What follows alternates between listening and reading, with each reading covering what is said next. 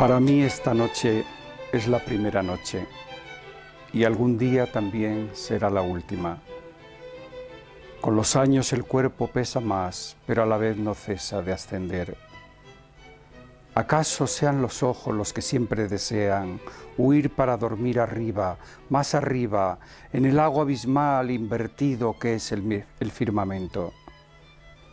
La noche estrellada es un lago que está allá arriba volcado, y aquí estamos nosotros en su fondo de limo, hundidos, quietos, siempre deseosos del aire, de otro aire. Pero ¿cómo ascender? ¿Acaso descendiendo más todavía en el profundo abismo del ser, descendiendo aún más hasta el no ser en plenitud, que es el ser verdadero? Pero eso será ya en la última noche. Ahora solo estamos reviviendo la primera, la de la infancia, cuando todo era infinito. La noche es una tumba de infinito que un día se abrirá.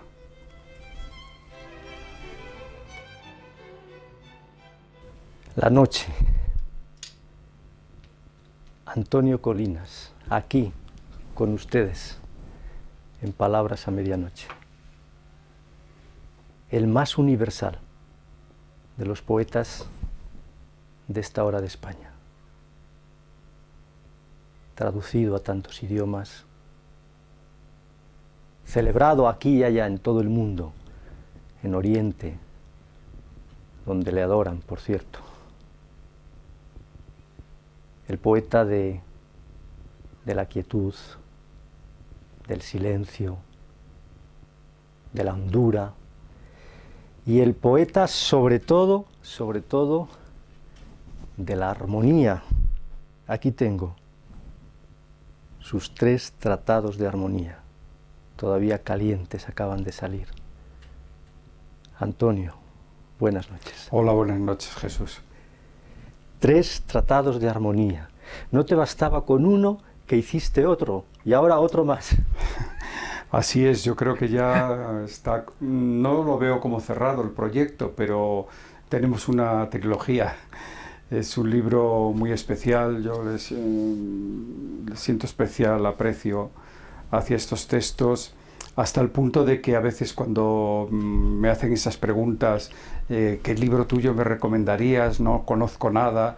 Pues más que recomendar algún libro de poesía, pues recomiendo precisamente los tratados de armonía, algunos de los primeros tratados de armonía que estaban agotados y ahora aparecen junto al tercer tratado, que es inédito, ese tercer tratado que yo valoro de manera especial porque así como el resto del libro nació del ámbito o espíritu mediterráneo, esta tercera parte ha nacido aquí en nuestra comunidad, que es, como sabes muy bien, donde están mis raíces, ¿no?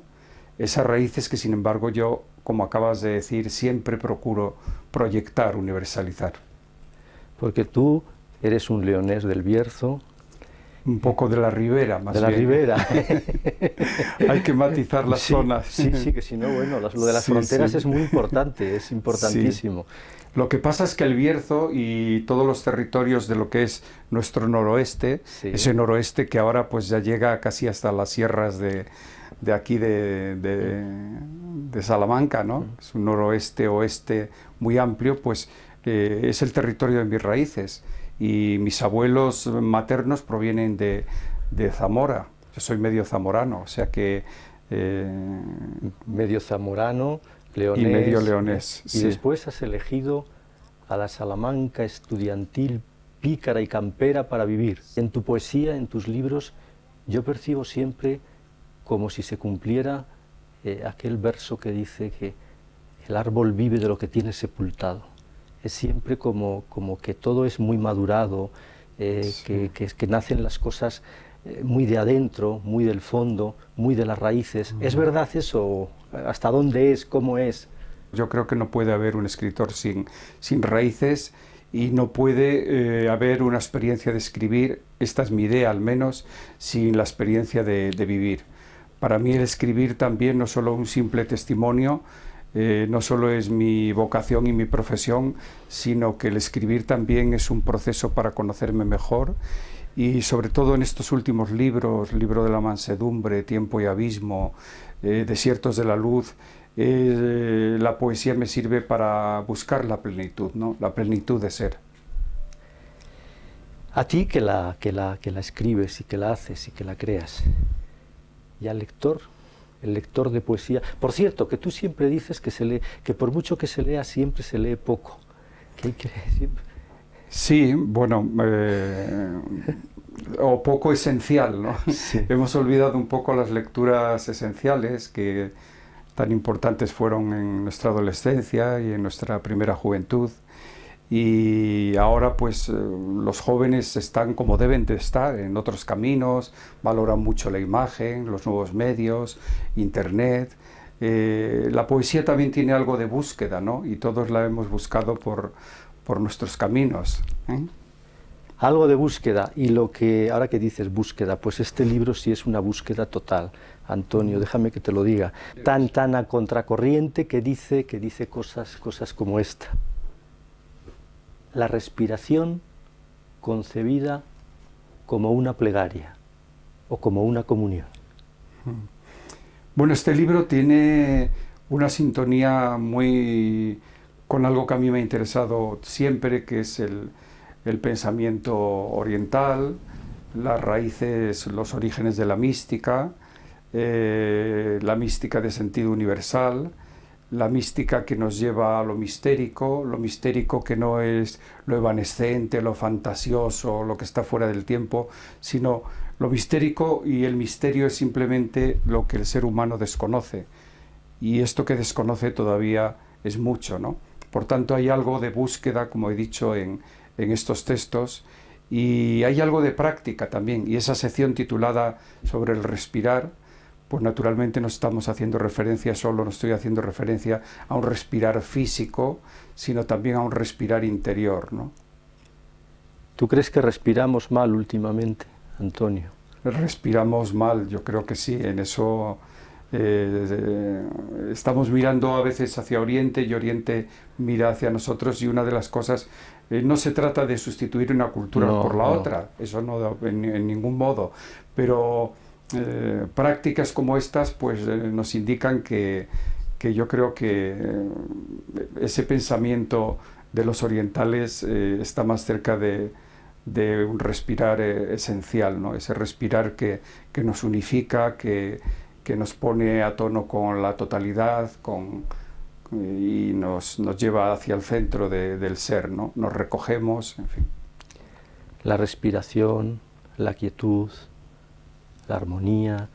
Hablas de cosas que están enfrentadas con lo que es la vida de hoy y que se repiten siempre en tu poesía.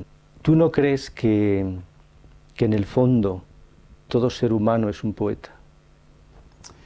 Pues yo creo que sí, en el sentido de que no podemos concebir un mundo sin poesía. Pero claro, estamos en unos tiempos en los cuales tenemos un concepto de la poesía quizá demasiado intelectual, ¿no? Si vamos a América, todavía la poesía está muy cerca de la vida.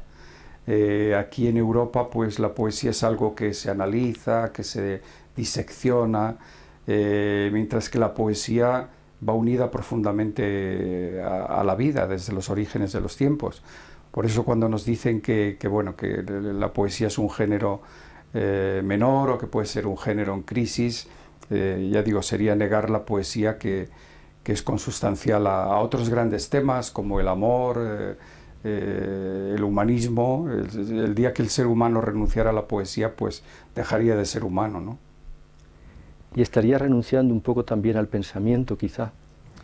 Sí, al pensamiento y al sentimiento. Y al sentimiento. Porque como yo digo siempre, el poema ideal es aquel en el cual el poeta siente y piensa a la vez, ¿no? El poeta no trabaja exclusivamente con sentimientos y con emociones, sino también en los grandes poetas siempre hay una base de pensamiento.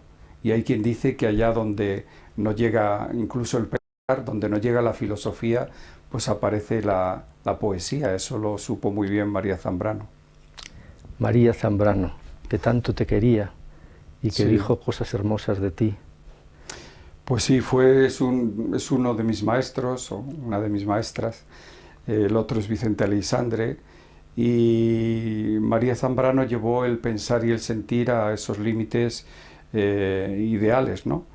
Y luego también ella fue una española inusual, en el sentido, precisamente hay un universalismo que traspasa su obra, y cuando leemos Claros del Bosque o cuando leemos El hombre y lo divino o Hacia un saber sobre el alma, nos parece que no es una española la que escribe, ¿no?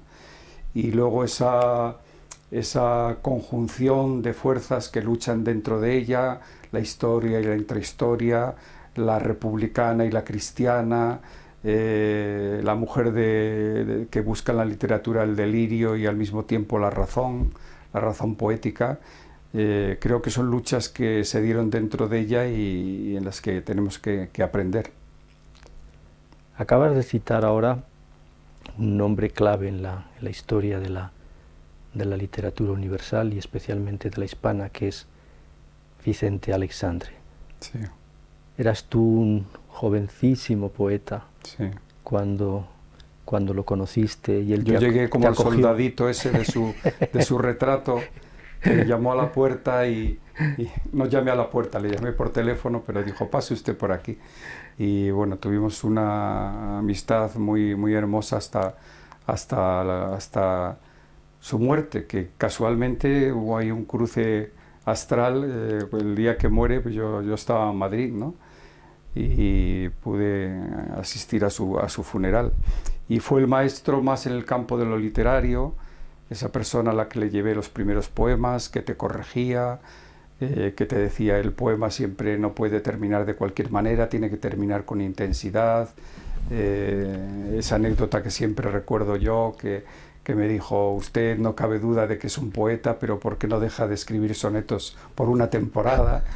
Claro, agonizaba un poco la poesía neoclásica y por otro lado la poesía social, y también había que buscar nuevas formas, ¿no?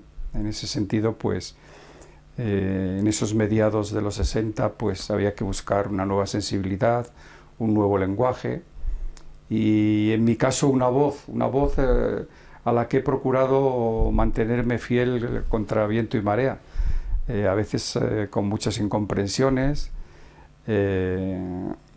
Esta mañana, cuando presentábamos en Cáceres un libro, uno de mis libros más conocidos y amados, Sepulcro en Tarquinia, pues precisamente hablábamos de este tema, que no hay un Antonio Colinas de antes y después de Sepulcro en Tarquinia, sino que hay que en todo momento ver globalmente mi obra, precisamente por lo que dije antes, porque para mí escribir es una manera de ser, y no hay un Antonio Colinas de Sepulcro en Tarquinia, sino que el que viene después, Noche más allá de la noche, en esta etapa humanista última, pues es igual de valioso que el otro. Ahora vamos a hablar de Sepulcro en Tarquinia, pero déjenme decirles una cosa a propósito de esto que contaba ahora mismo Antonio Colinas, evocando a ese grandísimo poeta que fue Vicente Aleixandre. Vicente Aleixandre era un maestro que acogía a todo el mundo, que le llamaban y recibía a los jóvenes poetas, que les ayudaba, que les comprendía. Exactamente lo mismo que Antonio Colinas, que siempre tiene tiempo para hacer un prólogo para un poeta menor, que recibe a los que le llaman, que da consejos, que escucha. Eso, bueno, que no es común, ¿por qué te sale a ti eso? Bueno, a veces aquí en la ciudad de provincias, también me pasa en León, pues a veces te dicen, ¿por qué no estás más en tu casa? O cuidado, que te utilizan. Yo en primer lugar lo que quiero hacer es trabajar mucho y bien, lo que siempre he hecho. Yo tengo un ritmo creativo, pues, que es mi ritmo, ¿no? Y por otra parte, pues creo que me debo entregar a los demás, por lo menos hasta donde mis fuerzas lo permitan y mi tiempo lo permita. Entonces no yo no voy de exquisito por la vida, yo no voy de inaccesible, sino que siempre, si aquí me llaman en Salamanca de un colegio, de un instituto, pues acudo gustoso. Y mi problema, claro, es el tiempo, que tengo que decir a muchas cosas que no, pero en principio mi actitud es de apertura y también de comunicar mi palabra, que no solo la comunico aquí, sino es ya la constatación de un hecho, es decir, que ya ando, o he andado ya por medio mundo, que a veces te llamen pues de 5 universidades de China o que te llamen de una fundación budista de Corea, o que te llamen de México o de Colombia, ¿no? Siempre en mi memoria está ese recital en Medellín, ¿no? Ante 10.000 personas, que es una experiencia inolvidable, ¿no? ¿Cómo podemos, por eso, renunciar a comunicar la palabra, ¿no?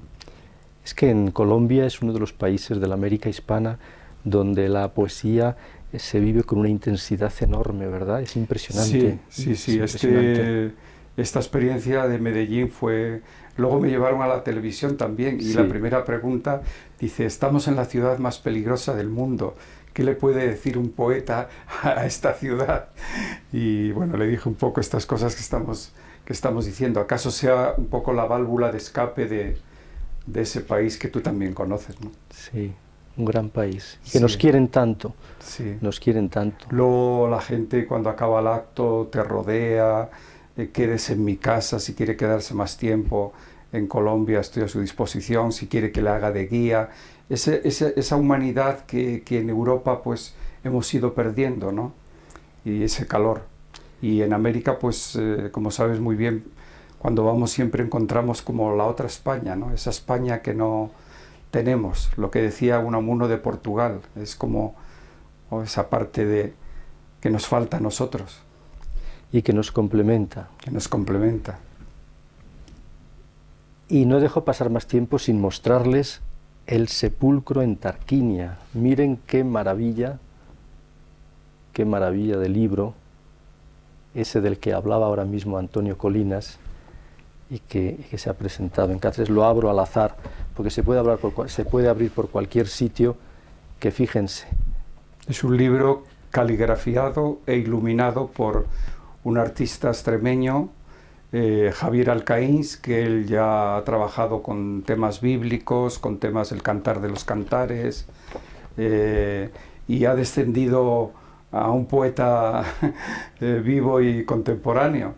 Y el hecho nace de que es un lector mío, como sucede ahora la semana que viene, pues la Orquesta Sinfónica de Galicia va a estrenar una obra basada en 3 cantos de Noche más allá de la noche. Y también el compositor pues era un lector mío. Quiero decir que no es una obra como esta que nace de influencias o de presiones o de programaciones, sino es el lector de Antonio Colinas que dice, yo quiero abordar esa dura prueba que es ilustrar un poema como este, ¿no? El silencio, Antonio, el silencio que brota uno cuando se encuentra con tu poesía, con la hondura de tu poesía, diría yo, se encuentra con el silencio.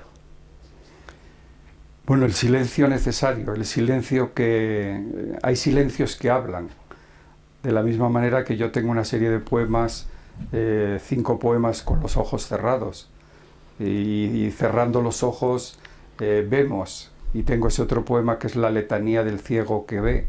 ¿Cómo puede ver el ciego? Pues naturalmente estamos hablando de cerrar los ojos para ver dentro, ¿no? Para ver dentro y continuar en ese conocimiento de nosotros mismos. Y en un mundo pues tan avasallador, con tantas desinformaciones, con tantas influencias, con un dinamismo tan fuerte, ¿no? En un mundo tan descentrado, pues aquí tenemos que volver también a los orientales, al silencio, al callar, al escuchar, al cerrar de vez en cuando los ojos, al respirar, ¿no? A los orientales Y a nuestros místicos, que a ti Y también... a nuestros místicos también, sí, claro. Yo he tenido maestros como que ya no están con nosotros, pero que están en los libros, como precisamente San Juan de la Cruz, los místicos castellanos, y que supieron conjuntar de manera ideal pues poesía y también pensamiento, ¿no? Y también sentido de trascendencia, desde la dificultad pues de una tierra desnuda como es esta, y hay ese epicentro, ese triángulo que yo he dicho de Medina, Salamanca, Ávila, ¿no? Y ahí en ese centro con Duruelo, ¿no? La primera fundación sanjuanista, y es un fenómeno como el de los conversos, ¿no? Es un fenómeno universal, ¿no? Y eso se dio aquí dentro de este triángulo de pocos kilómetros cuadrados. ¿Por qué lo universal, Antonio, por qué lo universal tantas veces es lo más sencillo y lo más cotidiano? En una aldea, bueno, en el caso del Quijote, ¿verdad? Por hablar de...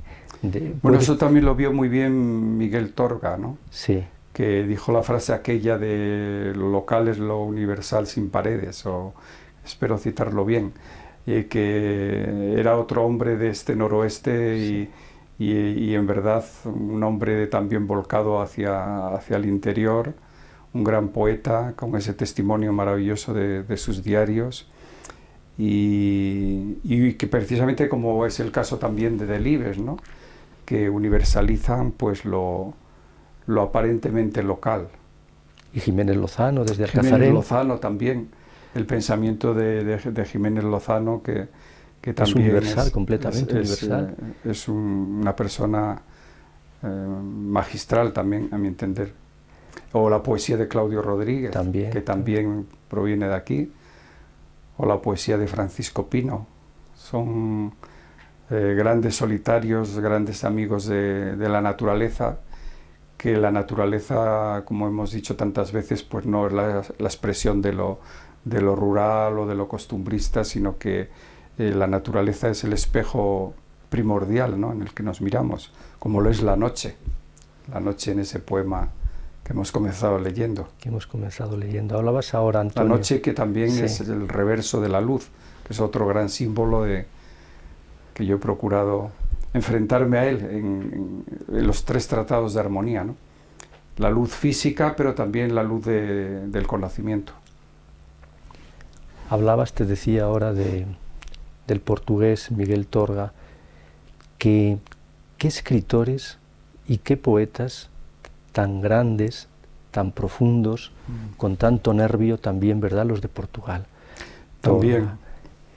Aparte de Pessoa, por supuesto. Es una cultura, siempre lo tenemos que lamentar, ¿no? Que acaso ellos a veces nos conocen mejor que nosotros a ellos, y por fortuna pues este límite de la frontera pues se va borrando, va habiendo diálogo. Aquí, por ejemplo, en Salamanca pues hay grupos de personas y profesores que están manteniendo un diálogo entre los dos países. Se ha revitalizado todo eso últimamente, por fortuna. Sí. Está el Centro de Estudios Ibéricos en Guarda, en fin, está el premio de Eduardo Lourenço, que organizan la Universidad de Coimbra y Salamanca, y estaba en Extremadura la revista Espacio.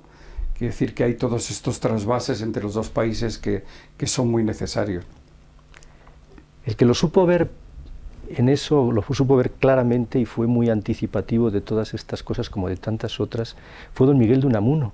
Él siempre estuvo muy volcado a Portugal y le escribió aquel libro tan bello y además tan interesante, el viaje, todo el viaje aquel por Portugal, ¿verdad? Claro, hemos citado una serie de nombres y nos hemos olvidado de Unamuno, que fue otro caminante y otro paseante de esta tierra, y además era un vasco, ¿no? que arraigó aquí, y fue también una persona pues conscientemente a contracorriente, ¿no? Siempre a contracorriente. Conscientemente e inconscientemente a veces a contracorriente, pero pero bueno, ahí está su obra y su testimonio. Pues no me negarán que este programa ha sido un programa verdaderamente repleto de armonía, ¿eh? Hemos empezado con estos 3 tratados de armonía y vamos a acabar también con 3 tratados de armonía. Es que la quietud y la armonía y el cultivar la armonía, la verdadera armonía, yo creo que es una cosa esencial de la que se beneficia todo. Se beneficia la empresa, por ejemplo, para no hablar de letras, el mundo de los números.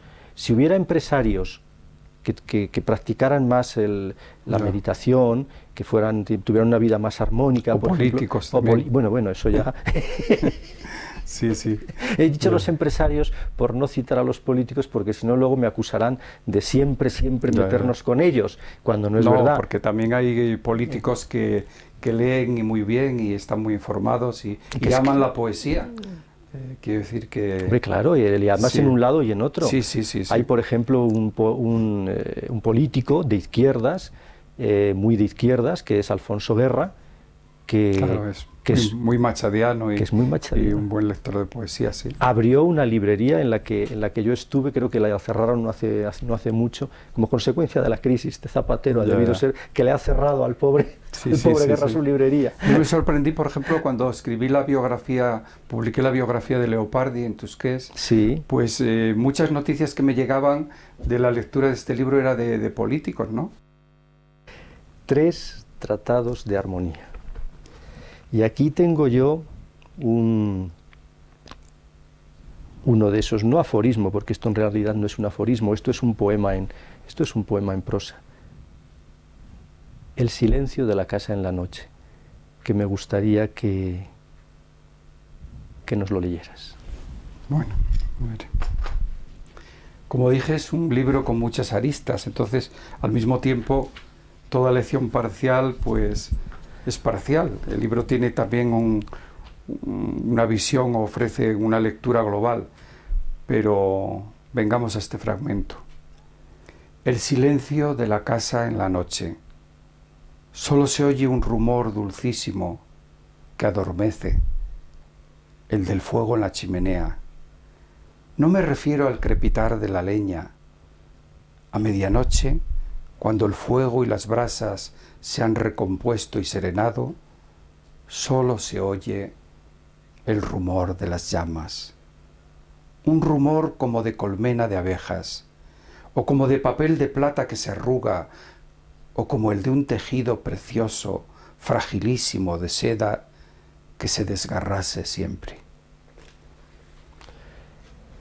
Pues con ese rumor de las brasas y con ese rumor de la noche nos despedimos. Gracias, Antonio, por haber estado con nosotros. Muchas gracias, Jesús, y a tu equipo por haber venido a mi casa, que tenéis abierta siempre. Porque ya se han dado cuenta que nos hemos colado en la casa salmantina de Antonio Colinas, con la aviesa intención de colarnos en su corazón también. Esperamos haberlo logrado un poco y que hayan disfrutado todos ustedes de estas palabras a medianoche. Hasta pronto, que tengan unos días muy felices y nos encontramos de nuevo el próximo fin de semana. Buenas noches. Buenas noches.